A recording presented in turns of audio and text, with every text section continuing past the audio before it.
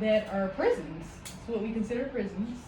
They lack proper resources combined with rehabilitation techniques, resulting in recidivism in our country. Individuals with mental health disorders occupy at least 1 of 5 of America's prisons. Prisons are essentially designed for rehabilitation. We have to ask ourselves, with the recidivism rate high, are these offenders actually receiving the proper treatment and care that is needed before returning amongst us? Under what circumstances does the judicial system define punishment versus inhumane treatment to these mentally ill individuals?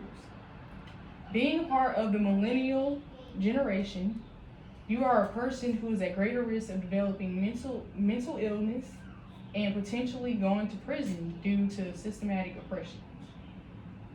I myself have a high chance of being a part of incarceration as well because I'm a minority and I'm an African American female. The topic is relevant to you. You may ask why. Because prisoners go from being incarcerated, lacking the tools to improve the mental health, directly transitioning into a member of society amongst us again. When mentally ill prisoners aren't obtaining proper treatment, it results in them becoming repeated offenders. Daily, individuals behind bars suffer needlessly from a lack of access to adequate medical and mental health care. The failure to provide prisoners with access to needed health care results in tragedy and violates the U.S. Constitution.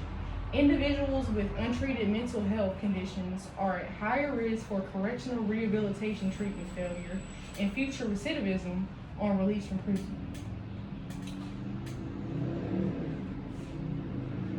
The failure to provide prisoners with access makes it worse in our country with mental health. Because you have people that are out that they don't know how to function as individuals. How can we expect them to live a normal life again? The point of prison is to help them, pretty much give them the proper treatment so that they can adequately do these things.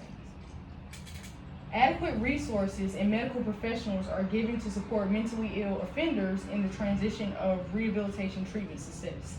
The problems that we're having in prison systems currently is that people do not have the adequate requirements that are needed to deal with mentally ill patients, nor the qualifications. So it's just a big cycle that's never ending. These people aren't getting proper treatment, they're going out and they're coming back in, and it just continues. Norway has one of the lowest recidivism rates in the world at 20%. The U.S. has one of the highest at 76.6%. Prisoners are rearrested within 5 years of being released. Norway also has a relatively low level of crime compared to the U.S. according to the Bureau of Diplomatic Security. The system focuses on rehabilitating prisoners in Norway, and it's been shown to be a lot more successful.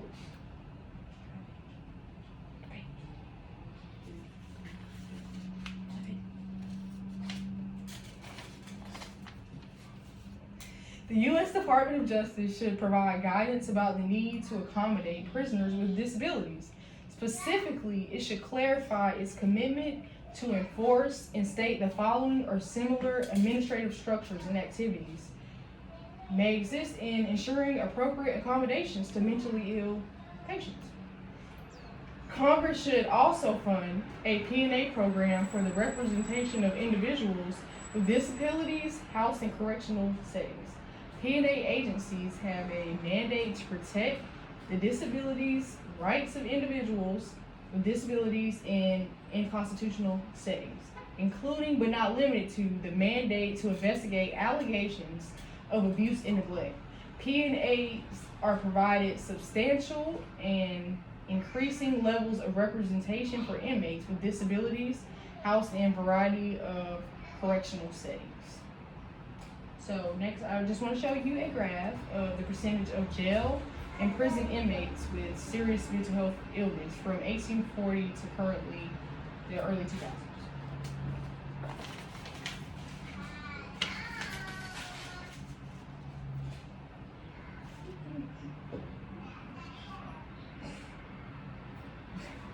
From the 1840s to the early 2000s, the rate has increased over 20% of recidivism, and given the strong relation between mental health and criminal behavior, the public health system has a great deal to gain from better mental health treatment among inmates, particularly in reducing the costs associated with high recidivism rates.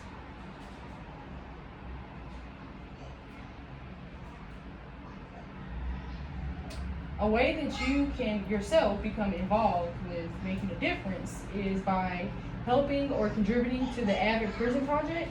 The Avid Prison Project for over 30 years has zealously advocated on behalf of individuals with mental health illness in facilities nationwide. As the number of inmates with mental illness in prisons continues to grow, the PNA outreach and advocacy effort in prisons has grown in response.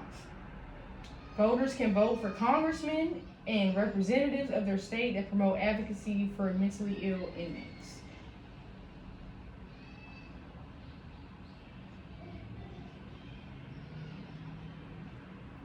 And that's in conclusion of my speech.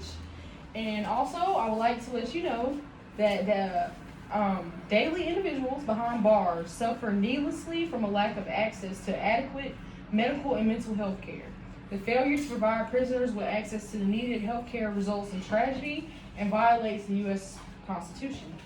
Individuals with untreated mental health conditions are at higher risk for correctional rehabilitation treatment failure and future recidivism on release from prison.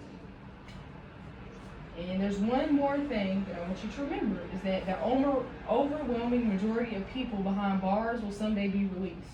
Providing prisoners with care today means having healthier neighbors and communities tomorrow. Thank you.